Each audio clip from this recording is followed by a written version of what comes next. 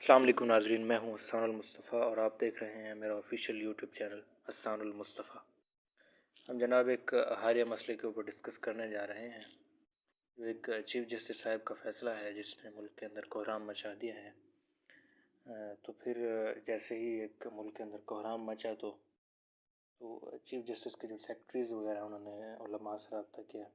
नायब मुफ्ती तकी उस्मानी, मुफ्ती मुनीर रहमान, जो एक मुख्तलिफ़ मकातब फ़िक्र के बहुत बड़े बड़े उलमा हैं। दारुल उलूम कराची से जनाब मुफ्ती तकी उस्मानी साहब का जवाब जो है उनके हम जो है लफ्ज़ बलफ्ज़ पढ़ेंगे। उन्होंने फरमाया, मोहतरम जनाब डॉक्टर उमैर महमूद सिद्दीकी, रुकन इस्लामी नज़रियाती कौंसिल पाकिस्तान, अस्सलाम वालेकुम। आपने सुप्रीम कोर्ट के फैसले मुबारक अहमद बनाम रियासत जारी करदा 6 फरवरी 2024 के बारे में इस्तफसार फरमाया है। ऐसा ही सवाल मेरे पास मुतअद्दिद दूसरे हज़रात की तरफ से भी मौसूल हुआ है। चूँकि इस फैसले के बारे में मुख्तलिफ़ आरा सामने आ रही हैं, इसलिए मैंने इसका गहरी नज़र से मुताला किया और अपनी राय ज़ेहन में पेश कर रहा हूँ। इस फैसले के दो हिस्से हैं। एक हिस्सा वो है जिसमें मुलज़िम की सज़ा या रिहाई से बहस की गई और दूसरा हिस्सा वो है जिसमें मजहबी आज़ादी के मौजू पर कुरानी आयात और दस्तूर की दफ़ात ज़िक्र की गए हैं। इन दोनों हिस्सों के बारे में अलग अलग बात करना ज़रूरी है। पहले हिस्से की हकीकत यह है कि मुलज़िम पर 3 मुख्तलिफ़ दफ़ात के तहत मुकदमा चलाया गया था। Punjab Holi Quran printing and recording act 2011 के तहत इस पर इल्ज़ाम था कि उसने क़ादियानी तफसीर सग़ीर को तक़सीम करने और फैलाने का irतकाब किया, जो मुसलमानों के अक़ीदे के ख़िलाफ़ कुरान करीम की मानवी तारीफ़ पर मुश्तमिल है। यहाँ पर कह रहे हैं कि केस के अंदर जो है ना 3 दफ़ात लगाए गए, 3 एक्ट्स लगाए गए हैं। पहली एक्ट क्या है? पंजाब होली कुरान। इसके अंदर ये था कि कादियानी जो है वो कुरान की जो तफसीर और तशरीह और उसका जो तर्जमा है उसके अंदर मानवी तारीफ़ करते हैं। इसके आगे इन्होंने फ़ैसले के अंदर एक मिसाल दी हुई है, हम आप उसको भी देखेंगे। वो नहीं कर सकते, उसके ऊपर जो है सज़ा जज़ा का जो है ना एक एक्ट था। आगे चलें। इसके अलावा इस पर ताज़ीरात पाकिस्तान की दफ़ा 298 और 295 मज़हब की तशहीर नहीं कर सकते, अपना आप को इस्लाम नहीं कर सकते, हालांकि ये इस्लाम का नाम यानी कुरान करीम को इस्तेमाल करके अपने मज़हब की तशरीह कर रहे हैं। 298 और 295 के अंदर जो है ना इस तरह का है। ताज़ीरात पाकिस्तान के दोनों इल्ज़ामात के बारे में तो सुप्रीम कोर्ट के ज़ेर नज़र फैसले में ये कहा गया है कि ये इल्ज़ामात FIR या चलान में दर्ज नहीं हैं और निचली अदालत ने इस पर फ़र्द जुर्म आयद की है, वो कवायद के ख़िलाफ़ है, इसलिए इसे फ़र्द जुर्म से खारिज किया जाता है। जहाँ तक असल फ़र्द जुर्म का ताल्लुक है, वो तो Punjab Holi Quran printing and recording act 2011 की दफ़ा 7 और दफ़ा 9 से मुतालिक है। यहाँ पर जो है वो एक दजल किया जाता है मीडिया की तरफ से भी और इनके सुप्रीम कोर्ट की जानिब से भी। हालांकि कि 2000 चीफ जस्टिस साहब ने कहा है कि 2019 के अंदर जो है ये मुकदमा दर्ज हुआ था, तो 2021 के अंदर जो है एक केस के अंदर अमेंडमेंट की गई। इसका हम आगे डिस्कस करेंगे, ठीक है। फैसले में कहा गया कि सन 2021 में इस कानून की दफ़ा 7 और दफ़ा 9 में तब्दीली करके Punjab Holi Quran printing and recording amendment act का नफ्स किया गया है। मुलज़िम इस एक्ट के तहत काबिल सज़ा हो सकता था, लेकिन इसके मुबैना पेज 2 और 5 नंबर का इर्तकाब इस कानून के नफाज से पहले सन 2019 में हुआ था, जब यह कानून मौजूद नहीं था, और किसी शख्स को किसी ऐसे फेल की सज़ा नहीं दी जा सकती इस वक्त काबिल सज़ा ना हो और बाद में काबिल सज़ा बना हो। इसलिए फ़ैसले में सरसरी तौर पर यह कह दिया गया है कि यहाँ पर जो बात की गई है ना कि किसी शख्स को उसके ऐसे फेल की सज़ा नहीं दी जा सकती जो उस वक्त काबिल सज़ा ना हो और बाद में काबिल सज़ा बना हो, यानी कि उसके अंदर ये गलत बात की जाए। हालांकि 2000 वो जो केस हुआ था 2011 के एक्ट के मुताबिक हुआ था। चलो फैसले के अंदर जो है आप जो है 2021 के मुताबिक ना करते, आप 2011 के मुताबिक कर देते हैं, हालांकि सिर्फ सज़ा का फ़र्क हुआ है, लफ्ज़ भी वही है। चलिए आगे चलते हैं, ये बात आगे आ जाएगी। यहाँ पर पैरा 12 से जो है वो एक कॉपी किया गया है। लेकिन हैरत अंगेज़ बात यह है कि सुप्रीम कोर्ट ने इस बात पर गौर नहीं किया और ना इस पहलू से कोई गुफ्तगू की के 2019 में मुलज़िम के ख़िलाफ़ फ़र्द जुर्म Punjab Holi Quran printing and recording act 2011 के तहत आयद की गई थी। उसके मुबैना इर्तिकाब जुर्म से पहले से नाफिज था और उस वक़्त भी जुर्म था। सन 2021 में जो तरमीमी एक्ट आया उसने 2011 के कानून को मनसूख नहीं किया, बल्कि इसमें भी जुर्म जूँ का त्यों बरकरार था। अल्फाज भी तकरीबन वही थे जो 2011 के अल्फाज, सिर्फ सज़ा बढ़ाई गई थी। लिहाजा 2019 में मुबैना जुर्म की फ़र्द आयद की गई, उसके जुर्म होने पर कोई फ़र्क नहीं पड़ा। ज़्यादा से ज़्यादा ये कहा जा सकता है कि उसके जुर्म की सज़ा 2021 के कानून के बजाय 2011 के मुताबिक होनी चाहिए। बस यही फ़र्क पड़ता था कि उसके ऊपर जो एक दफ़ात लगी है वो 2011 के एक्ट के मुताबिक लिखी है। अगर आपने जो है वो करना भी था तो 2021 के मुताबिक आप ना सज़ा देते, 2011 के मुताबिक सज़ा दे देते। اب آگے کہتے ہیں کہ تفسیر صغیر مرزا بشیر الدین محمود کی تالیف ہے، جس ٹائٹل پر معاذ اللہ خلیفۃ المسیح الثانی لکھا گیا ہے، اور اس نے سورہ بقرہ کے شروع ہی میں وبالآخرۃ ہم یوقنون میں آخرت کا ترجمہ یہ کیا ہے اور آئندہ ہونے والی موعود باتوں پر بھی یقین رکھتے ہیں۔ استغفر اللہ معاذ اللہ، یہاں پر ترجمے کی نری تعریف کر دی گئی۔ آپ سوچ سکتے ہیں جو شخص ترجمے کے اندر تعریف کی گئی ان کو جو ہے وہ اس کتاب کی تشریح کریں، اس تفسیر کی تشریح کریں، اور ہم بیٹھے رہیں۔ چلیں جی آگے دیکھتے ہیں۔ چونکہ ان کے نزدیک مرزا غلام احمد قادیانی مسیحی موعود ہے، اس لیے انہوں نے قرآن کریم کے شروع ہی میں تعریف کر کے اپنے اس عقیدے کا اظہار کر دیا ہے۔ ظاہر ہے کہ جو شخص یہ نام نہاد تفسیر شائع کرے یا اس کی نشر و اشاعت کرے وہ 2011 کے قانون کے تحت بھی مجرم ہے اور 2021 کے تحت بھی مجرم ہے۔ صرف سزا کا فرق ہے، لہٰذا یہ کہنا کہ ارتکاب جرم کے وقت یہ عمل جرم نہیں تھا کیسے درست ہو سکتا ہے؟ اس بارے میں یہ فیصلہ بالکل خاموش ہے۔ عجیب بات ہے کہ 2011 کے قانون کو یکسر نظر انداز کر کے، جس میں سزا کم سے کم 3 سال یا اور زیادہ سے زیادہ سزا 7 سال ہے، 2021 کے بارے میں تو یہ کہہ دیا گیا کہ 2019 میں یہ کوئی جرم نہیں تھا، لیکن متبادل کے طور پر تعزیرات پاکستان کے ایک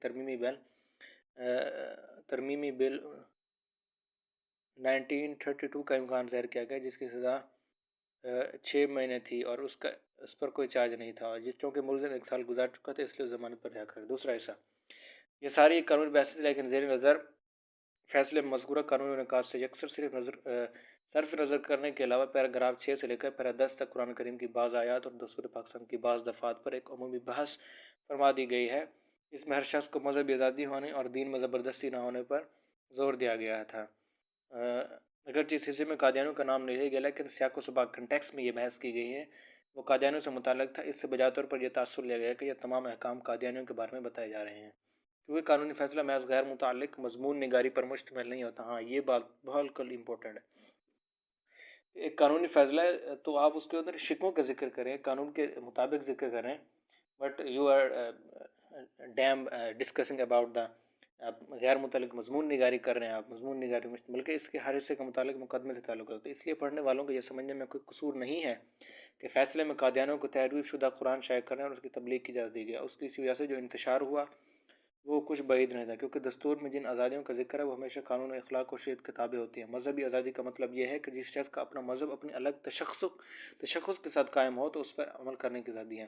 ویسے عیسائی، یہودی، ہندو سب کو آئین کے تحت یہ آزادی حاصل ہے۔ یہ بات بہت امپورٹنٹ ہے کہ آئین نے جو ہے قادیانیوں کو بھی اقلیت کہا ہے، ہندو، عیسائی، یہودی کو بھی اقلیت کہا ہے۔ اقلیت کو جو ہے نا اپنے مذہب کی آزادی ہے، اس کو جو ہے وہ یہ آرٹیکل آئی تھنک آرٹیکل 19 ہے، آرٹیکل 1920 ان کے تحت آزادی ہے، لیکن قادیانی جو ہیں وہ تو اپنے آپ کو مسلمانوں کا چوغا پہن کے پیش کرتے ہیں، وہ آج بھی اپنے آپ کو احمدی مسلمان کہتے ہیں، وہ اپنے آپ کو اقلیتی تصور نہیں کرتے۔ جب تک وہ اپنے آپ کو اقلیت تصور نہیں کرتے تو تب تک ہم اس کو جو ہے وہ کیسے اقلیتوں والے حقوق دے سکتے ہیں؟ اس لیے جو ہے ان کو اقلیتوں کے حقوق نہیں دے سکتے، اور ان کے ساتھ ہے وہ ایک اسپیشل معاملہ ہے۔ انہوں نے ختم نبوت کے اوپر ڈاکہ مارا ہے، حضور کے تاج کو، حضور کا تاج ہے ختم نبوت کا خاتمہ حضور کا تاج ہے، اس کے اوپر انہوں نے ڈاکہ ڈالا ہے، تو ان کے ساتھ ایک اسپیشل ٹریٹمنٹ ہوتا ہے۔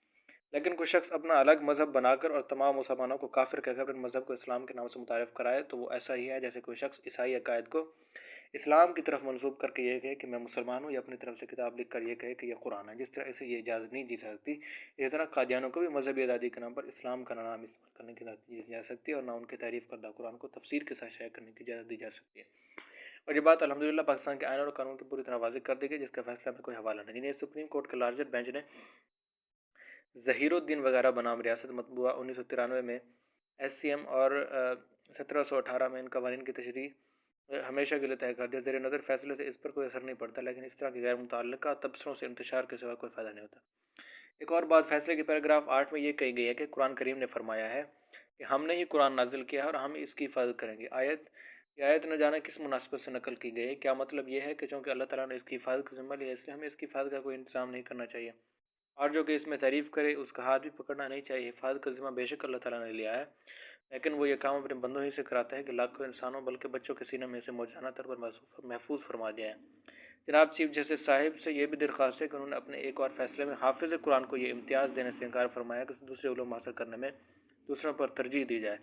اللہ تعالیٰ کے نزدیک ان کا امتیاز طے شدہ ہے، اس لیے انہیں اپنے فیصلے پر بھی نظر ثانی کرنا چاہیے۔ ہاں ایک کیس تھا، یہ پتہ نہیں کس کیس کی بات ہو رہی، لیکن فیض آباد دھرنا کیس کے اندر جو ہے ایک وکیل جو ہے وہ حافظ خادم حسین رضوی کا نام جو ہے وہ حافظ لگا کر لے رہا تھا، تو انہوں نے اس کے اوپر اعتراض کیا کہ حافظ کیوں لگا رہے ہو۔